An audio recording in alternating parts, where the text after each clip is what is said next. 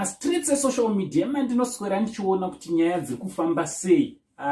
Nyaya dzachona kana dzakusvika apa vazukuruka hakuna kusisiri kutamba kwakanaka. Handiti ndine zvandoda kuratidzai imi mukomendawo kutiwo zvinoitawo vamwe venyu adzimwe inying'anya chaidzo. Handiti vamwe vanhu varipo paungodena muziva kuti especially kufacebook kune zvimwe zvimagrupu zvekungodena chete zvekungo I don't know zvekuda kuabusa vamwe. Handiti tingati kuabusa zvekuda kuabusa vamwe chinova chinhu chisiri right. Vazukuru ngatambei zvakadii, ngatambei zvakanaka.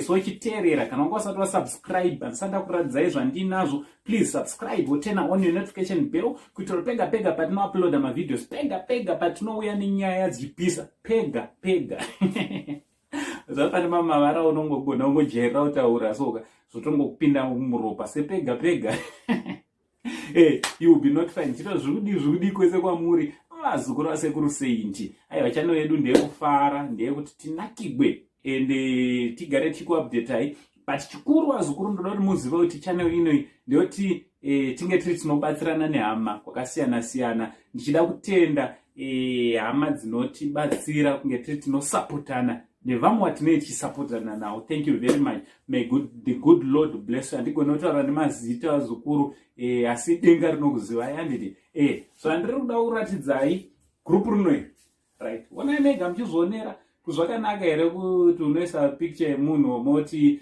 ndewebato ripi.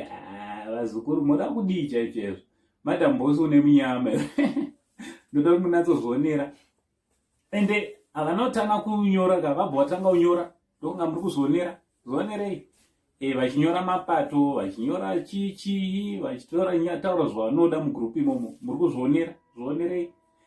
Madam bosi wachona abva azopinduro achidaiwo taira anogona kupindura hazvewo taira hazvigona hazvide ndokunga muri ngozvionera ndo mapinduro aita chitaira. Handiti tarisai chikocho maimofela aiwa.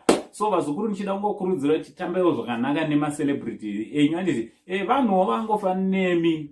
Sometimes it's not good kuti munge muri munovakanganisa nekuda kuvasvibisa. Aiwa politics munhu anotenderwa kunge ari anosapota bato raanoda but saite sezvizvi it's not right. Handiti munofungewo vazukuru nenyaya dzakadai nezvimagrupu zvimwe zvekuabusa vamwe zvakanaka here izvi? Muri vanhuwo unogona kuzviita ghost but hausi ghost, unenge uritori munhu.